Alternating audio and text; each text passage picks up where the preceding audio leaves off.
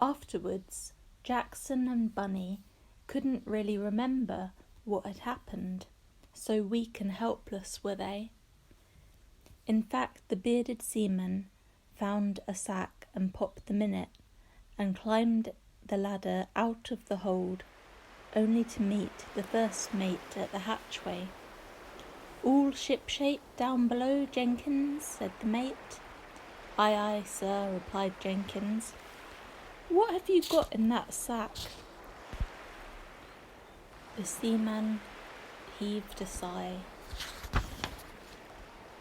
"He'll have them off me," he thought, "that's for sure." "Rabbits, sir," he said. "Rabbits?" said the mate. "Yes, sir," said Jenkins. "Found 'em in among the bales. Don't know how they came to be there." The mate opened the mouth of the sack and peered in. "Well, well," he said, "they'll make a nice meal. Take them down to the gallery and tell the cook I'll have them for my supper." "Aye, aye, sir," said Jenkins dolefully. But before he could move, the captain of the Atlanta appeared, an imposing figure with mutton-chop whiskers, a gold-peaked cap on his head, and a brass telescope under his arm. "What's all this, Mr. Mate?" he said. "What has that man got in his sack?" The first mate heaved a sigh. "He'll have 'em off me," he thought, "that's certain." "Rabbits, sir," he said. "Rabbits?" said the captain. "Yes, sir," said the mate. "Open the sack, Jenkins." "Well, well," said the captain, "I'm very partial to a nice young rabbit, or better still, 2 nice young rabbits, under a good light pastry crust, with some strips of fat bacon." He put a hand into the sack and felt the limp forms within. "Found 'em down below, did you, Jenkins?" "Yes, sir." "Heaven only knows how they got in there," said the captain, "but one thing's sure. They'll have had no food or water since we sailed. They're as weak as kittens. We must put some flesh on them first. Jenkins, take them to my cabin, steward, and tell him to see to their needs." "Aye, aye, sir," said the seaman. "And Mr. Mate," said the captain, "I'll be obliged if you have a word with the ship's carpenter. Tell him to knock me up a cage for my rabbits, and to bring it up to my cabin when it's done." "Aye, aye, sir," said the mate. "One thing's sure," said the captain. "Once my rabbits have grown a bit and fattened up, they'll be well worth waiting for. I shall enjoy them, Mr. Mate. They'll make a nice meal." By great good fortune, the captain's cabin steward was a rabbit fancier. Ashore he kept a shed full of tame ones, but under his expert care, Jackson and Bunny soon recovered their health and strength. Amongst the stores of food that the Atlanta had loaded for her voyage was a plentiful supply of vegetables, still fresh, and the 2 young rabbits gorged happily on cabbage leaves and carrot tops and turnip greens. In addition, the steward fed them broken bits of ship's biscuit, and generally looked after them very well. In due course he knew that the captain would eat them, but that's what rabbits were for. "Tuck in, my dears," he said, stroking their brown backs. "Enjoy life while you can." And indeed they did. "It's funny, you know," said Jackson to Bunny. "Mama told me that men eat rabbits, but that doesn't seem to be true." "They're certainly treating us well," said Bunny with her mouth full. "Both the little one who feeds us and the big one with the whiskers who stands and stares at us.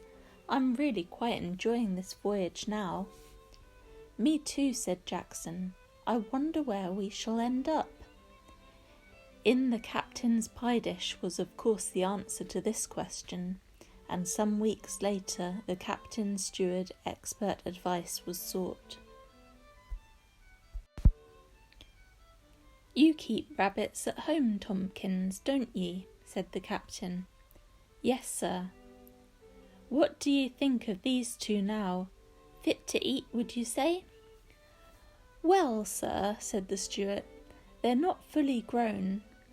I don't reckon they were more than 2 months old when they came aboard, and we've been at sea 8 weeks. That makes them 4 months old now. Another 4 weeks sailing," said the captain, "and we'll reach Australia. I want to make a meal of them before then." "Was you going to eat the both of them yourself, sir?" asked the steward. "I was," thought the captain, "when they were littler, but now maybe I should give a little dinner for Sir Hereward and his lady with rabbit pie as the main course." Sir Hereward Potts was a rich and important merchant in the city of London, sailing to Australia with the intention of becoming the richest and most important merchant in the city of Sydney. He was much the most notable of Atlanta's passengers. A favourable report to the Peninsular and Oriental Navigation Company from Sir Hereward Potts would do the captain no harm at all, and the rabbit pie would do Sir Hereward a power of good. "Eat both of them myself, Tompkins," said the captain in reply to the steward's question. "Of course not. I shall invite Sir Hereward and Lady Potts to share such a treat."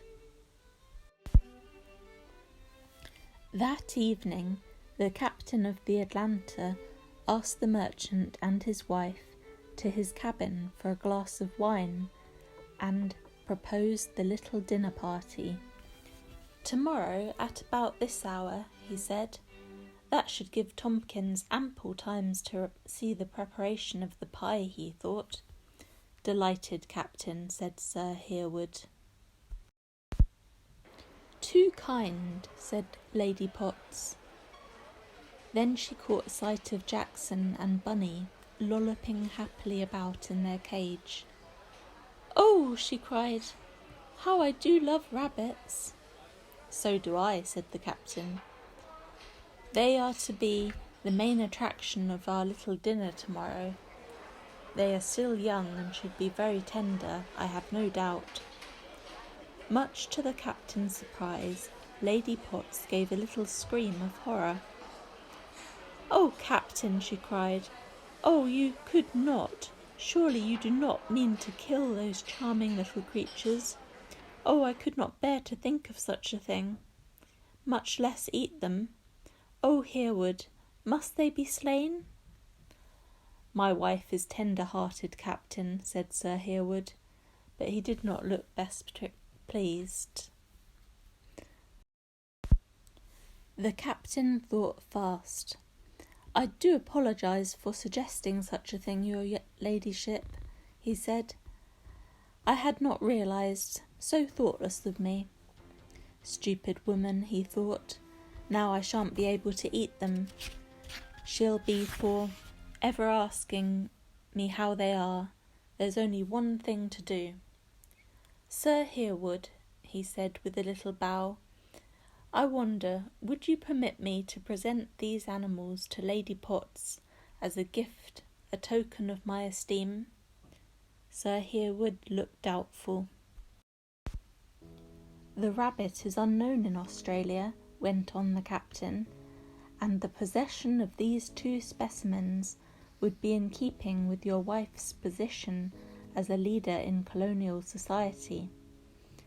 Lady Potts gave another little scream, this time of delight, and cried, "Yes, oh, Captain, yes, how kind of you!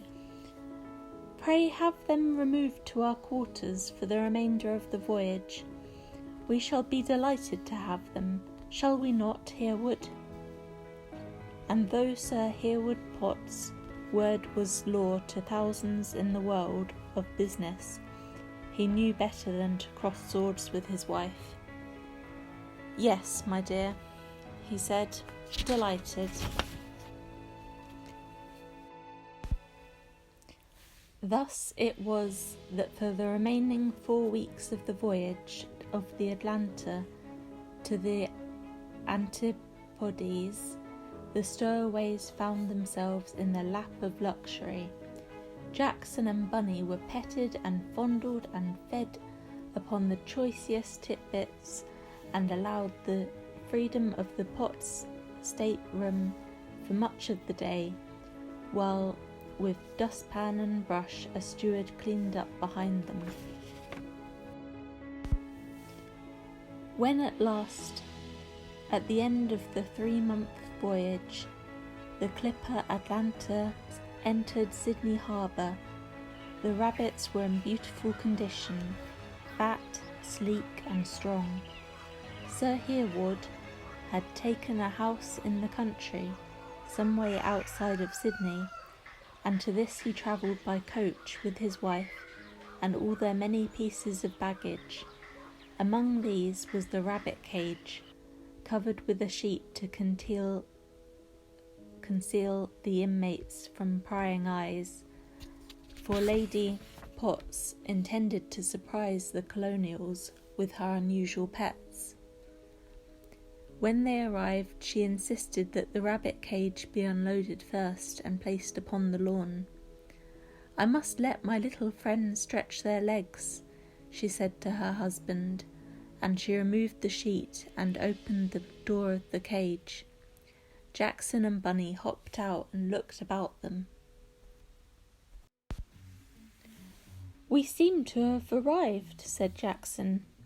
"But where?" said Bunny. "I have no idea." "Will they not run away, my dear?" said Sir Hereward. "Run away?" said Lady Potts. "What an idea! They're much too tame, and much too fond of me, are you not, my dears?" And she bent down to stroke them. "Bunny," said Jackson, "are you thinking what I'm thinking?" "Yes," said Bunny, "let's go." And side by side they raced away, the first rabbits ever to set foot upon Australian soil. After all those months cooped up in the Atlanta, it was sheer bliss to be out in the fresh air again, out in the sunshine, and very hot sunshine it was, and to be free once more. Jackson and Bunny ran and ran, just for the joy of running, and leaped and twirled and buck jumped, or in Bunny's case, doe jumped, in the highest spirits, delighted with one another. When at last they stopped and looked about them, it was to see a countryside very different from their cool, damp homeland. The grass was much more brown than green, and the blue gums looked like nothing like English trees. The birds that they saw were strange too, screeching cockatoos and laughing kookaburras and flocks of parakeets and budgerigars. Then, suddenly, Jackson saw a large shape in the distance. "Quick, hide," he said to Bunny, and they scurried for shelter of some tussocky grass. "What's the matter?" says Bunny. "You're trembling." "My dream," said Jackson. "Do you remember when we first met in your burrow, I'd been having a bad dream?" "Yes, I remember." "Well," said Jackson, "here it comes." And peering through the grass stems, Bunny saw the most extraordinary animal. It was as tall as a man, with reddish fur, ears like a donkey, and a face like a sheep. Its arms were short. It stood upright, balanced on 2 enormously strong legs and a long, thick tail. Then this monstrous creature began to come towards them, not walking, not running, but hopping in huge bounds on those great hind legs, and as it drew near, Bunny could see something even more frightening. On the animal's stomach was a sort of pocket, and out of this pocket poked another head, with ears like a baby donkey and a face like a lamb. "Don't move," whispered Jackson. "It may not see us." And the two rabbits froze, crouching low with ears laid flat back and eyes bulging with terror. With one last hop, the great red kangaroo landed right beside their hiding place and looked down at them with her mild sheep's eyes. From her pouch, her Joey looked down too. "Ma," he said, "what kind of animals are those?" "No idea, son," said the mother kangaroo. "Never seen such strange-looking creatures in my whole life. Hold tight now," and away she bounded. "Fancy calling us strange," said Bunny. "I've never set eyes on such weird things as those before." As time passed, Jackson and Bunny were to see a great many other odd-looking beasts. As well as kangaroos, they met wallabies and bandicoots and opossums and koalas and numbats and wombats and many more. There were familiar creatures as well, like cattle and a great many sheep, but one sort of animal they never met. "It's funny, isn't it?" said Jackson one day. "In this place where we've landed up, wherever it is, there are no other rabbits." "No," said Bunny, "but there soon will be." "I don't understand," said Jackson. But a little later he did, for Bunny scratched herself a nest burrow and there gave birth to 5 babies. "Aren't they lovely?" said Jackson, and indeed he must have liked babies, because by the end of the rabbits' first year in their new country, Bunny had produced 4 more litters, totalling 22 young in all, and by then she and Jackson were already great-grandparents. After another year, there were hundreds of rabbits in Australia, and then thousands, and then tens of thousands.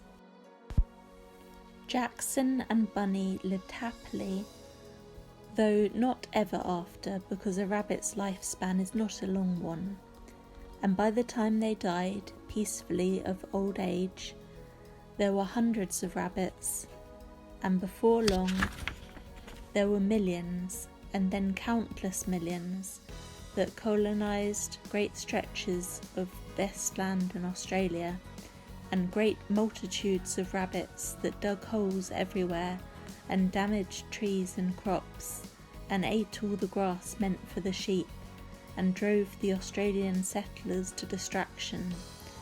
One of the great plagues in history of the world it was, and all because of Jackson.